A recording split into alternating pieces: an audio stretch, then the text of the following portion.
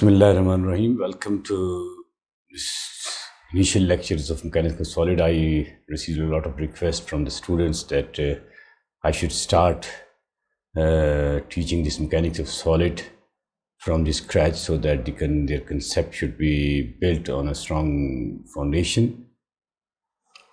And because I started the lectures from deflections of beam, and while recording lectures on this deflection of beam, I realized there are a lot of concepts that need to be clarified for the students so that they should be able to understand from that level. So for that, I decided that I should start recording on this particular subject from the beginning so that their concept, their understanding should be built on a better foundation. So let's start and see what exactly would be covered in this series of lecture of mechanics of solids. So if you are watching all the series of the lecture on mechanics of solid, what should you be expecting? So after completing of the course, you should be able to discuss, because this is a fundamental sort of course, so most of the topics would be the basic topics, because the aim of this course is to make you understand the terminologies, the basic concepts of the structural engineering. So structural engineering is a very vast area. So I'm not saying structural analysis, I'm not saying mechanics of solid, I'm not saying steel structure, I'm not saying plane and reinforcement. All these collective courses, you can say the collective name of all these courses is structural engineering, and it's a very vast and very broad area of this civil engineering, and one of the major area of the civil engineering. So as you know, then we have the structural engineering, then we have the geotechnical engineering, we have transportation engineering. So these are the vast areas of the civil engineering, and within these areas there are many subjects. So structural engineering is one of the most exhaustive, you can say, and most most of the subjects are based on the structural engineering subjects. So I think if I can count it correctly, there are at least 10 to 12 subjects that are based on the concept of the structural engineering, starting right from the engineering mechanics and going till final year to the steel structures, right? So that's, I'm talking about the undergraduate level courses, and then structural design and drawing. And if you go to the master's level, then there are definitely whole specialization is in the structural engineering, right? So the learning outcome of this particular course is that you should be able to discuss the behavior of members. Then we'll discuss what exactly are the members, right? So I've just included few, the bars and beams. They are just few names of the structural member that you will encounter in civil engineering. And then you will be able to discuss the behavior of these members subjected to different sets of loading, right? So loading, we'll see what different sorts of loadings are there in the structural engineering, and then the different states of stresses.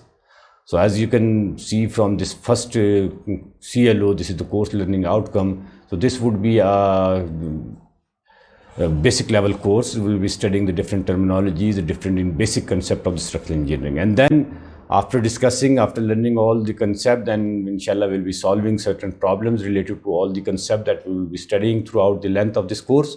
We'll be solving problem, we'll be looking for the practical application of all those concepts in our civil engineering environment that would be seeing in our professional life. During the undergraduate studies, and even after the completion of your graduation, you will be if you are a design engineer, you will be facing all those design aspects, and on all those design aspects would be based on the concept of this course. And the topic that I would be covering initially in the introductory topics of this particular course would be the stress, strain, and the mechanical properties of the material. So this is the broader topic, and within this broader topic we'll be discussing different subtopics as well. So we'll try to understand what exactly the stress is, what exactly the strain is, and what are the mechanical properties of the material that we usually use in civil engineering, be it the wood or steel or aluminium or even the concrete, and then the reinforced concrete as well. And within that major topic, we'll be studying the uniaxial state of stress and strain, Then, as the name suggests, uni means one directional, and then there are biaxial and then triaxial state of stresses as well. That would be studying in our courses ahead. That's mechanics solid 2, and also in soil mechanics as well. There's a lot of application of this concept of stress in the soil mechanics as well.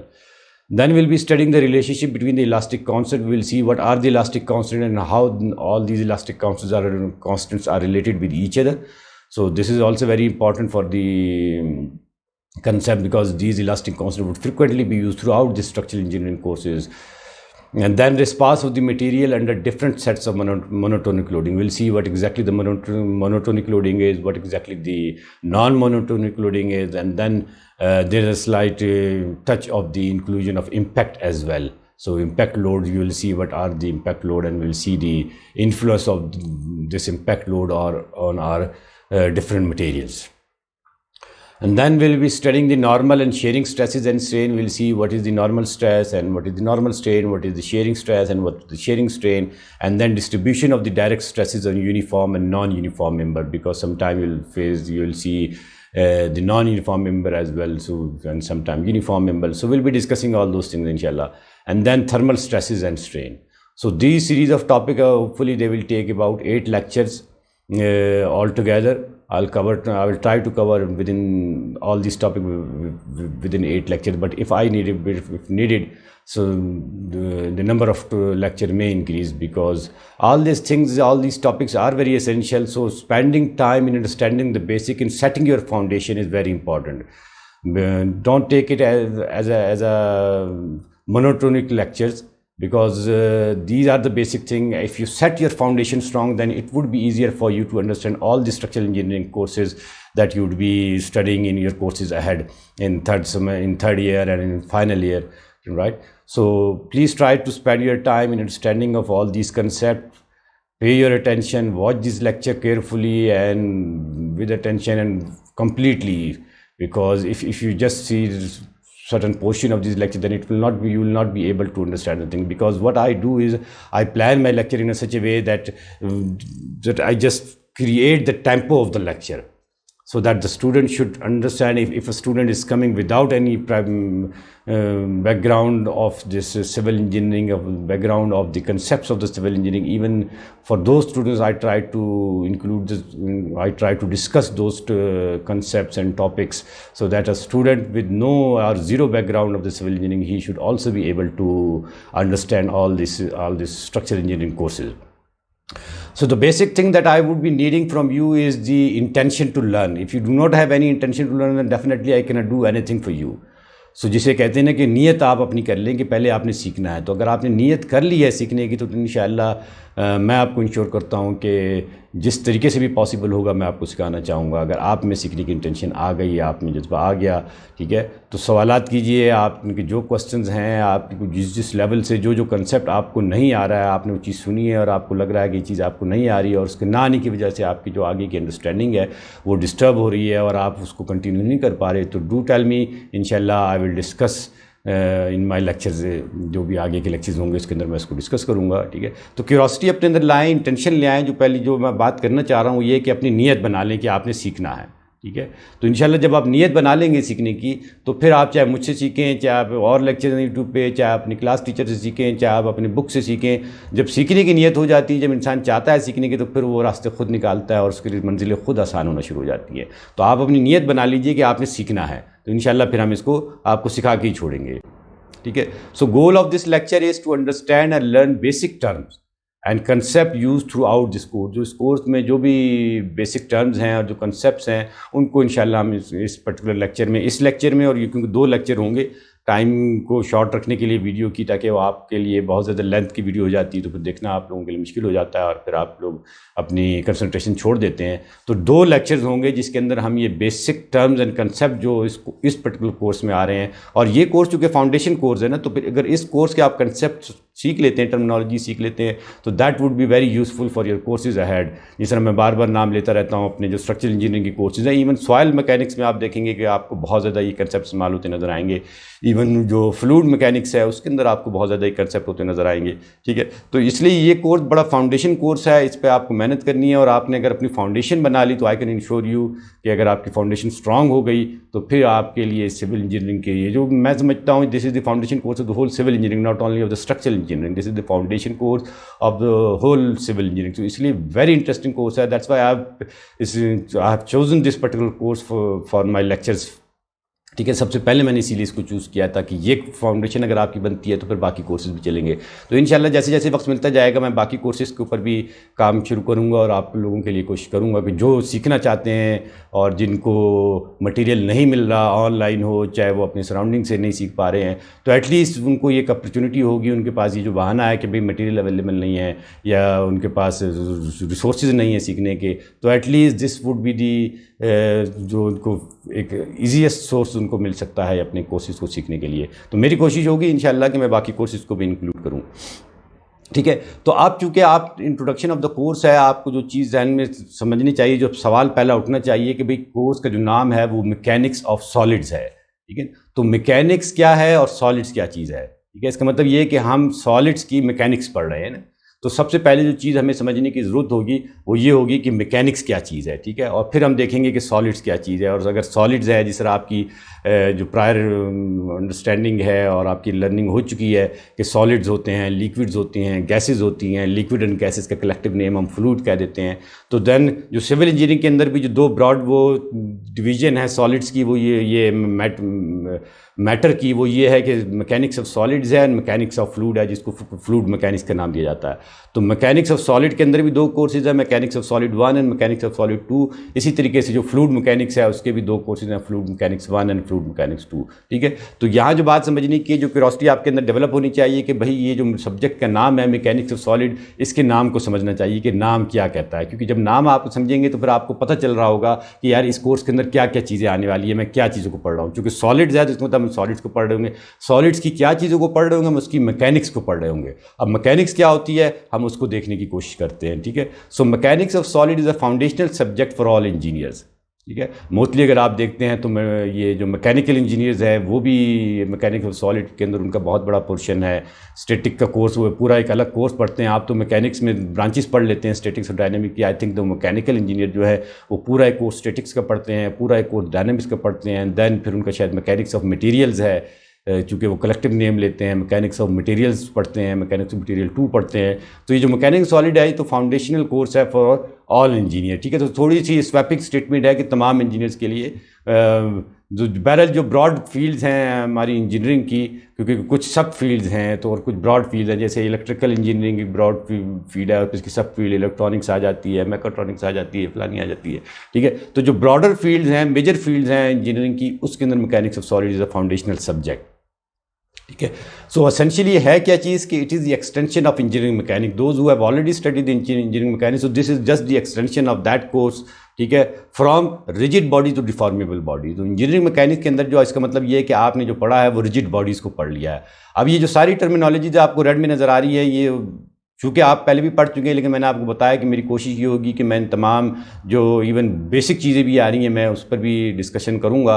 तो ये जो तमाम चीज़ें आपको red में नज़र आ रही हैं, जैसे इंजीनियरिंग मैकेनिक्स है, रिजिड बॉडीज़ है, डिफॉर्मेबल बॉडीज़ हैं, स्ट्रेसेस हैं, स्ट्रेन है, डिफॉर्मेशन है, तो ये आज के लेक्चर में इंशाल्लाह हम इन तमाम टर्मिनोलॉजीज़ को डिस्कस करेंगे और आपको समझाने की कोशिश करेंगे कि वो आपके लिए आसान हो सकें, ठीक है। तो है क्या चीज़ मैकेनिकल सॉलिड, ये जो यहाँ इस पर्टिकुलर स्लाइड में जो चीज़ समझने की है, जो इंजीनियरिंग मैकेनिक्स कोर्स आपने पढ़ा है उसकी एक्सटेंशन है। ये आप समझ लें इंजीनियरिंग मैकेनिक्स, जिस तरह मैकेनिक्स सॉलिड 1 और मैकेनिक्स सॉलिड 2 है, तो 2 से आप फौरी तौर पर अंदाज़ा लगा लेते हैं कि मैकेनिक्स ऑफ सॉलिड 1 की एक्सटेंशन है, थोड़े उसके मजीद एडवांस टॉपिक्स होंगे मैकेनिक्स ऑफ सॉलिड 2 में। तो इसी तरीके से जो मैकेनिक्स ऑफ सॉलिड्स का कोर्स है वो इंजीनियरिंग मैकेनिक्स उसकी बेस है, जिस बाज़ यूनिवर्सिटीज़ में प्री रिक्विजिट है, अगर आपने इंजीनियरिंग मैकेनिक्स को पास नहीं किया तो then you can not study the mechanics of solid. तो the mechanics, engineering mechanics is the prerequisite of the mechanics of solid, ठीक है। लेकिन चूँकि हम ये कोर्स को इंडिपेंडेंटली पढ़ रहे हैं, नॉट रिलाई करते हुए कि हमने मैकेनिक्स को कितना समझा कितना नहीं समझा, ठीक है, तो मोस्टली जो मैकेनिक्स के कंसेप्ट आएंगे उसको हम गाए बगाए जहाँ जहाँ आते रहेंगे हम उसको एक्सप्लेन करते रहेंगे। तो this course is the extension of the engineering mechanics, ठीक है। And engineering mechanics we were studying the rigid bodies and this is the extension from the rigid bodies to the deformable bodies. क्योंकि जैसे मैं बार बार कहता हूँ कि हम जो अपनी अंडरस्टैंडिंग बनाते हैं वो बहुत आसान चीज़ों के साथ बनाते हैं। तो रिजिड बॉडी की अज्यूम कर लेना बहुत आसान एजम्पशन है, उसमें आप बहुत सारी चीज़ों को निगलेक्ट कर देते हैं। तो वो जब आपकी अंडरस्टैंडिंग बन जाती है तो फिर हम आस्ता आस्ता करके जो एजम्पशन की होती हैं उसको ख़त्म करते हैं कि यार जो पहली एजम्पशन है अगर मैं इस एजम्पशन को ना लूँ तो फिर क्या होगा। फिर इस तरीके से जो दूसरी डिफिकल्ट एजम्पशन होती है तो वो एजम्पशन को हम ख़त्म करते हुए डिस्कस करते हुए आगे बढ़ते चले जाते हैं और हमारे जो लेवल ऑफ अंडरस्टैंडिंग है वो इंक्रीज़ होता हुआ चला जाता है। ठीक है। तो अब जो हमने जिस तरह मैंने आपको यहाँ बताया कि हम एक एक करके देखेंगे कि इंजीनियरिंग मैकेनिक्स क्या है, रिजिड बॉडीज़ क्या है, डिफॉर्मेबल बॉडीज़ क्या है। तो हम सबसे पहले देख रहे हैं कि इंजीनियरिंग मैकेनिक्स क्या है। तो mechanics is the study of affect of forces on bodies. तो सबसे सिंपलेस्ट डेफिनेशन है अफेक्ट ऑफ फोर्सेस है ऑन बॉडीज़। ठीक है। अब दो चीज़ें यहाँ भी नहीं आ गई कि फोर्सेस क्या चीज़ हैं और बॉडीज़ क्या चीज़ हैं, ताकि फिर आप मैकेनिक्स को समझ सकें। ठीक है। मैकेनिक्स को जब आप समझ लेंगे और आपको पता चल जाएगा कि mechanics the study of the deformable body, then will rigid bodies, then will see कि भाई इसकी जो एक्सटेंशन मैकेनिक्स सॉलिड में है वो फिर डिफॉर्मेबल बॉडीज़ की तरफ आ रही है। ठीक है। तो जो discussion of rigid and deformable bodies है वो हम लेटर पार्ट में करेंगे। तो यहाँ ये समझना है कि भाई मैकेनिक्स क्या चीज़ है। तो मैकेनिक्स के साल बाद में फोर्सेज का अफेक्ट है बॉडीज़ के ऊपर। अब फोर्सेस क्या होती हैं इसको हम देखते हैं, और बॉडीज़ हमारी सिविल इंजीनियरिंग की या इंजीनियर्स के लिए क्या होती हैं हम उनको देखते हैं। ठीक है। क्योंकि हम तो मैं भी एक बॉडी हूँ और इर्द गिर्द में आप बहुत सारी चीज़ें देखते हैं जो बॉडीज़ हैं, उनमें से कौन सी ऐसी बॉडीज़ हैं जिसको हम अब सिविल इंजीनियरिंग स्ट्रक्चर में सिविल इंजीनियरिंग के अंदर पढ़ते हैं, तो वो हम उन बॉडीज़ को कंसिडर कर रहे होंगे। ठीक है। तो सबसे पहले हम फोर्स को देख रहे हैं। जिस तरह आप सब जानते हैं कि force is an agent which move. ठीक है। ये एक ऐसी चीज़ होती है, अगर आप किसी बॉडी को हिला देते हैं, जो बॉडी स्टैटिक हालत में थी, इक्विलिब्रियम हालत में थी, आप उसको मूव करवा देते हैं तो इसका मतलब ये है कि आपने फोर्स लगा दी। ठीक है। या किसी मशीन ने लगाई तो उस मशीन ने फोर्स लगा दी। तो this force is not something that you can सी। जैसे आप बॉडीज़ को देख सकते हैं ना विजुअली, कि बॉडीज़ नज़र आ रही हैं, आपके गाड़ी है और आपके पास दरख्त है और ये है और वो है। तो these are the bodies that you can see through your eyes. तो फोर्स बाज़ औक़ात ये है कि आपको आँख से नज़र नहीं आती। तो if a body is in a state of rest and start moving, इसका मतलब ये है कि इसके अंदर कोई फोर्स लगाई गई है। अब वो फोर्स के अंदर की भी हो सकती है और वो फोर्स एक्सटर्नल भी हो सकती है। ठीक है। एंड देन जो हम दूसरा पढ़ते हैं कि अगर वो मूव नहीं कर पाता है और मूव करने की कोशिश कर देता है, ठीक है, आप जोर लगाए चले जा रहे हो और आपके पसीने निकल आए, तो इसका मतलब ये नहीं है कि उस पर आपने फोर्स नहीं लगाई। इसका मतलब ये है कि you have tried to move that body, even in that case for ये जो उस पर्टिकुलर बॉडी के ऊपर फोर्स अप्लाई हुई है। ठीक है। और जो तीसरी चीज़ है वो ये है कि इट स्टॉप्स और ट्राई टू स्टॉप्स। बाज़ औक़ात ये है कि मूविंग बॉडी है और आप उसके ऊपर फोर्स लगा के उसको रोक देते हैं। ठीक है। Even then it stop. और अगर आप रोकने की कोशिश भी कर रहे हैं तब भी जो है वो आपने फोर्स के ऊपर लगा दी है। तो this is the definition of force. I think ये मेरा ख्याल है कि ये सब आप जानते भी हैं, लेकिन मैंने फिर भी इसको डिस्कस किया है ताकि वो आपका रिकॉल हो जाए, मेमोरीज रिफ्रेश हो जाएँ। ठीक है। तो force is an agent which moves or tend to move, which stops or tend to stop। ठीक है। तो ये एनिमेटेड फॉर्म में भी दिखा दिया है ताकि आपके लिए थोड़ी सी इंटरेस्टिंग भी रहे और समझना भी आपके लिए आसान हो। So moving ahead, what are bodies. अब हम देख लेते हैं कि बॉडीज़ क्या है। अब सिविल इंजीनियरिंग में जो बॉडीज़ हैं, ये एक बार आपको नज़र आ रहा है। ठीक है। तो ये स्टील का भी हो सकता है, ये एल्युमिनियम का भी हो सकता है, ये वुड का भी हो सकता है। कोई सी ऐसी चीज़ जो आपको इर्द गिर्द में नज़र आ रही है, किसी मटेरियल की बनी हुई, जैसे वुड की बनी हुई है, आपको लकड़ी का एक तख्ता नज़र आ रहा है, तो that is a bar for us. आपको कंक्रीट की बीम नज़र आ रही है, आपको स्टील के गर्डर्स नज़र आ रहे हैं, टी आयरन नज़र आ रहे हैं, एंगल आयरन नज़र आ रहे हैं। तो वो सारी की सारी जो चीज़ें हैं बॉडीज़ में। तो बॉडीज़ है एक बहुत ब्रॉड टर्म है, तो I can not name each and every body that will be considering in civil engineering. तो जनरल टर्म में आपको समझा रहा हूँ कि बॉडीज़ ये हो सकती हैं, फिर आप खुद समझ सकते हैं कि बॉडीज़ क्या है। जैसे अगर आपने पर्दा लटकाया है तो पर्दे की जो रेलिंग है वो आपके लिए एक बॉडी है। उस रेलिंग के ऊपर फोर्सेज आ रही हैं, पर्दे का लोड आ रहा है, दो सपोर्ट आपने लगा रखी हैं, वो सपोर्ट उसको किस किस्म की सपोर्ट प्रोवाइड कर रही हैं। बाज़ औक़ात आप देखते हैं कि अगर पर्दा हैवी हो या आपका छोटा भाई आकर उस पर्दे से लटक जाए तो वो रेलिंग आपकी जो है वो उसके अंदर कर्व आ जाता है, डिफ्लेक्ट हो जाती है। तो ये सारी की सारी चीज़ें जो है वो बॉडीज़ हैं हमारी सिविल इंजीनियरिंग के अंदर। ठीक है। या फिर आप जो ब्रिज पर से गुजरे हैं तो आपको बीम नज़र आई है। ठीक है। तो ये बॉडी है आपके लिए। या फिर आपने अपने जो सिविल इंजीनियरिंग की लैब्स में गए हैं और वहाँ आपने देखा है, या अगर आप देख रहे हैं आपने एक सिलेंडर बनाया है, तो ये आपका एक बॉडी है। आप सिलेंडर को जाके कंप्रेशर टेस्टिंग मशीन में टेस्ट कर रहे हैं, या फिर आपने इस शेप का क्यूब बना लिया है। तो बॉडी जो भी चीज़ आप सिविल इंजीनियरिंग के अंदर स्टडी कर रहे हैं, ठीक है, वो आपके लिए फिर बॉडीज़ आ जाएंगी। ठीक है। इसी तरीके से मैकेनिकल इंजीनियर जो मशीन के पार्ट्स हैं वो उनके लिए बॉडीज़ हो जाते हैं। जहाज़ के जो आपके ये पर होते हैं, ठीक है, वो आपके बॉडी हैं। तो जहाँ भी आपके पास बड़े पार्ट भी हो सकते हैं, छोटे पार्ट भी हो सकते हैं, जिसमें बड़े हमारे कंपोनेंट भी हो सकते हैं, छोटे कंपोनेंट भी हो सकते हैं। स्लैब है is a body, column is a body, foundation is a body, ठीक है। तो कई चीज़ें बॉडीज़ हो सकती हैं।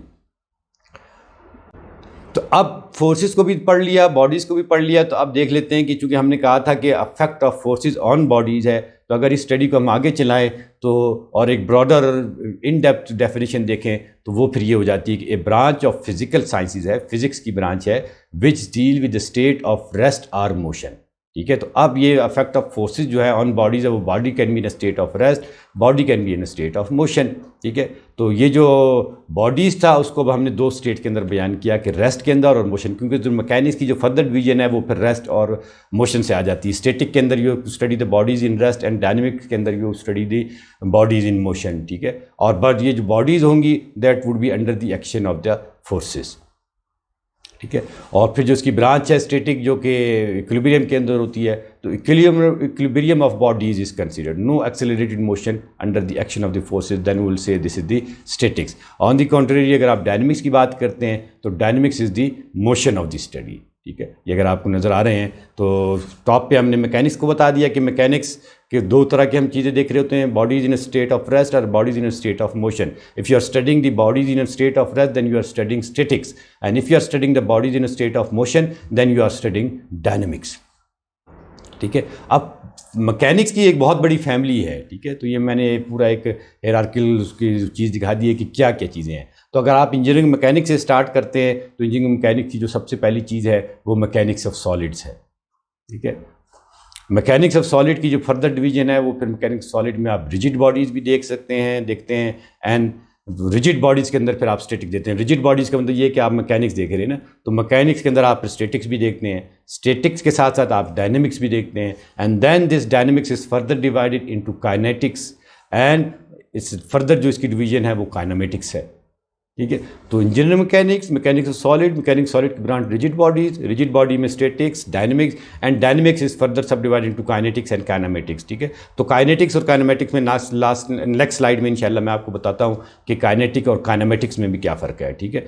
तो यहाँ तक की डिवीजन के बाद जो है रिजिड बॉडी जब हमने देख ली तो फिर डिफॉर्मेबल बॉडीज़ है, जो कि मैकेनिक्स ऑफ सॉलिड 1 है, जो मैंने पहली स्लाइड में बताया था कि हमारी जो एक्सटेंशन है from rigid bodies to deformable bodies है। तो अब within this deformable bodies भी हमारे पास फर्दर ब्रांचेज हैं, ठीक है। जो सबसे पहली ब्रांच है वो स्ट्रेंथ ऑफ द मटेरियल्स है, ठीक है, जिसको अभी हम पढ़ रहे हैं, स्ट्रेंथ ऑफ द मटेरियल्स।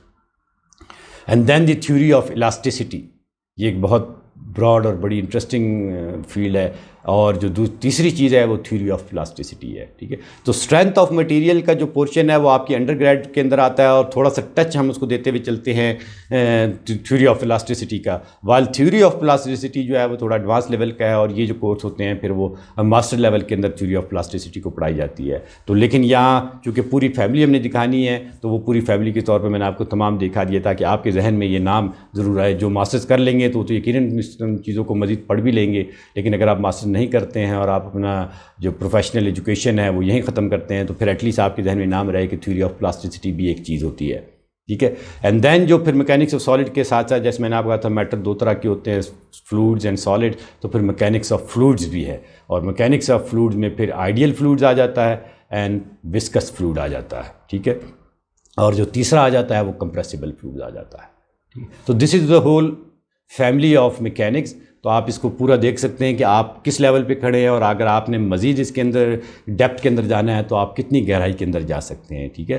तो आप इस टाइम जो खड़े हुए हैं वो मैकेनिक्स ऑफ सॉलिड की डिफॉर्मेबल बॉडीज़ में खड़े हैं, और डिफॉर्मेबल बॉडीज़ में you are mostly concentrating of the strength of materials, ठीक है। And then you will be slide, जिसको आप कहते हैं ना कि छूते हुए जाएंगे इस थ्योरी ऑफ इलास्टिसिटी को, ठीक है।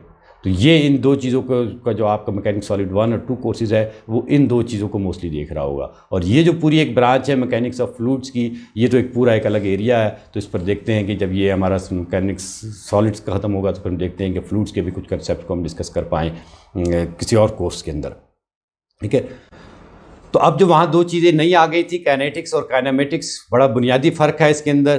तो काइनेमेटिक्स जो है वो ब्रांच ऑफ मैकेनिक्स है, ठीक है, विद द मोशन। ज़ाहिर है ये है डायनेमिक्स की ब्रांच, उसके अंदर ये होगी बॉडीज़ इन मोशन होंगी। अब बॉडीज़ अगर मोशन में आ रही हैं तो मोशन में किसी फोर्स की वजह से भी आ सकती हैं, ठीक है। अगर आप उन फोर्सेस को कंसीडर कर रहे हैं जिसने उस बॉडीज़ के अंदर मोशन प्रोड्यूस किया है, इंड्यूस किया है, तो फिर एक और ब्रांच है। If you are not considering the effect of forces and you are only considering the bodies in motion, then this is a separate branch of dynamics. तो kinematics is a branch where जो है you are including the effect of forces, ठीक है। अगर आप ये definition में नीचे देखते हैं, without reference to the forces, ठीक है, तो फोर्सेज का इफेक्ट आप इसके अंदर नहीं देख रहे, ठीक है, कि फोर्सेज कौन सी फुट लगी। Body is in state of motion में, जैसे फुटबॉल आई, आपने सिर्फ ये देखा कि भाई फुटबॉल स्टेटिक हालत से यहाँ से उठी और उसने ये ट्रेजेक्ट्री बनाते हुए यहाँ तक पहुँची और फिर ये नीचे गिर गई। तो आपने ये नहीं देखा कि किस फुटबॉलर ने कितनी फोर्स आके उस पर लगाई थी, तो ये फिर काइनेमेटिक्स है। ऑन दी कॉन्ट्ररी अगर आप काइनेटिक्स को देखते हैं तो you will be seeing the effect of forces as well, कि उसके अंदर फोर्स कौन सी लगी है, किस फोर्स ने उसके अंदर ये चीज़ इंड्यूस की है वो मोशन,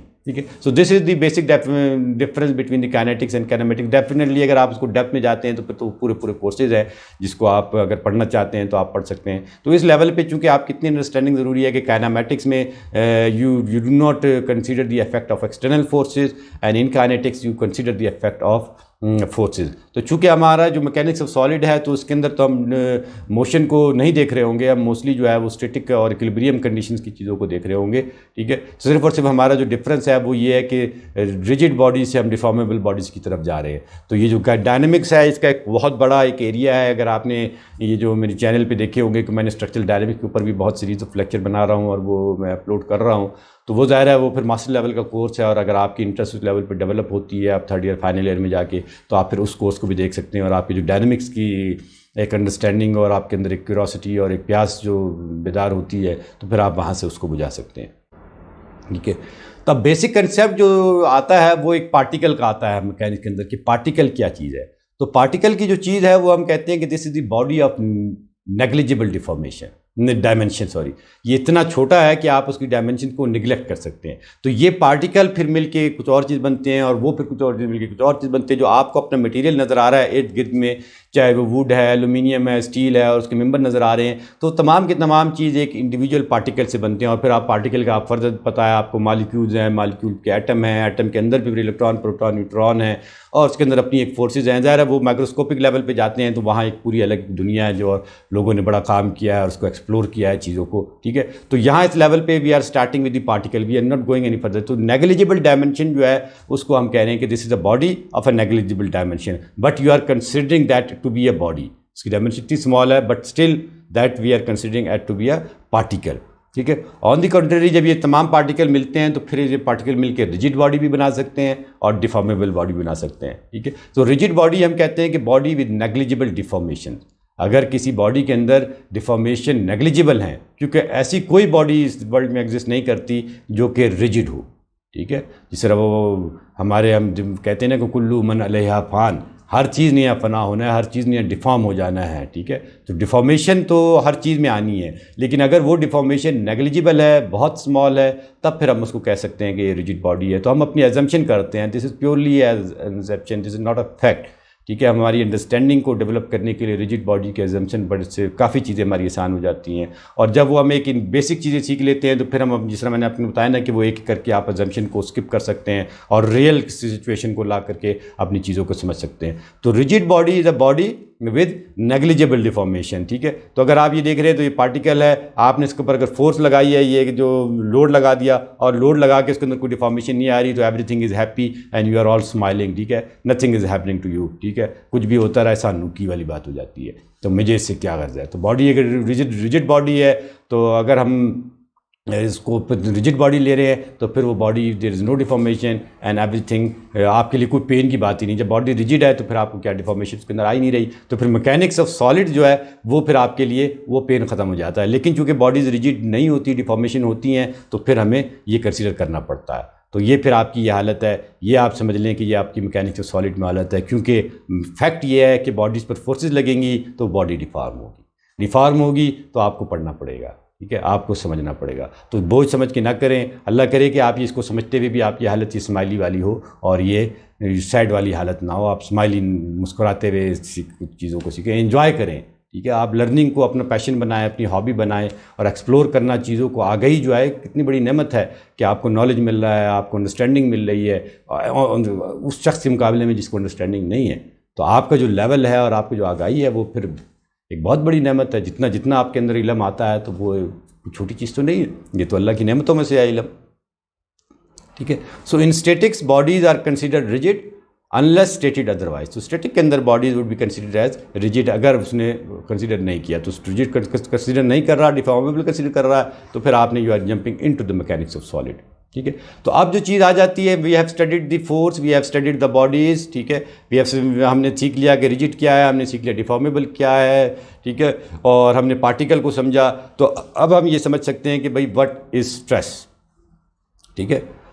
तो इसको देखते हैं कि कंसीडर अ प्रिज्मेटिक बार। अब इसके अंदर जो एक नई टर्म आ रही है वो प्रिज्मेटिक बार की है, सब्जेक्टेड टू एक्सियल फोर्सेज। अब ये एक्सियल फोर्सेज भी आपके लिए नया हो सकता है कि एक्सियल फोर्सेज क्या है, ठीक है। तो इसका कंसेप्ट, क्योंकि बाद का ये होता है कि नाम इतना आ जाता है तो इंसान ये ज्यूम करता है कि भाई मुझे इसका कंसेप्ट बड़ा अच्छा आ गया है। तो इसका कंसेप्ट, क्योंकि इल्म की कोई इंतहा नहीं है ना, जितनी आप डेप्थ में जाएंगे उतनी चीज़ें एक्सप्लोर होंगी। तो एक्सियल फोर्सेज को भी हम डिस्कस करेंगे कि एक्सियल क्या चीज़ होती है, क्योंकि वर्ड एक्सियल है तो एक्सियल को समझेंगे, फोर्सेज को तो हमने समझा, ठीक है। तो एक्सियल को हम समझेंगे, प्रिज्मेटिक को हम समझेंगे, नॉन प्रिज्मेटिक को हम समझेंगे, और फिर हम ये स्ट्रेस की डेफिनेशन को देखते हैं कि क्या है, ठीक है। तो ये प्रिज्मेटिक बार है। इस लेवल पे प्रिज्मेटिक बार को समझने के लिए ये काफ़ी है कि अगर आप इस बार का यहाँ अगर आप क्रॉस सेक्शन देख रहे हैं तो through out the length of the जो इस बार की लेंथ में अगर किसी भी पॉइंट पर आप क्रॉस सेक्शन ले लें तो दैट रिमेन्स सेम, ठीक है। तो अगर ये सेम रहता है तो फिर हम उस बार को कहते हैं कि दिस इज अ प्रिज्मेटिक बार, ठीक है। तो अब फर्दर हम इसकी डिस्कशन इंशाल्लाह आगे चलाएंगे। तो यहाँ जो आप समझना है वो ये है कि अगर क्रॉस सेक्शन रिमेन सेम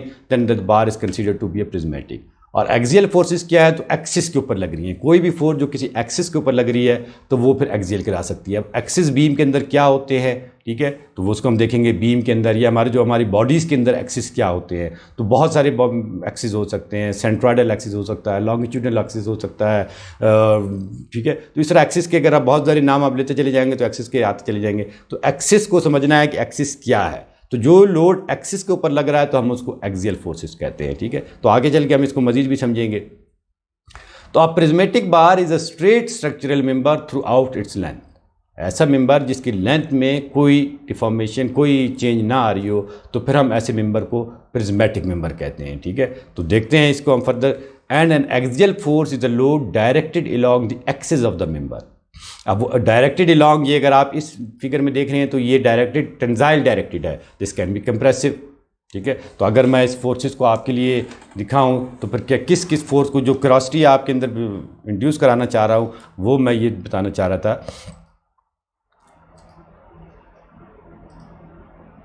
तो दोनों चीज़ों को हम थोड़ा सा डिस्कस करते हैं।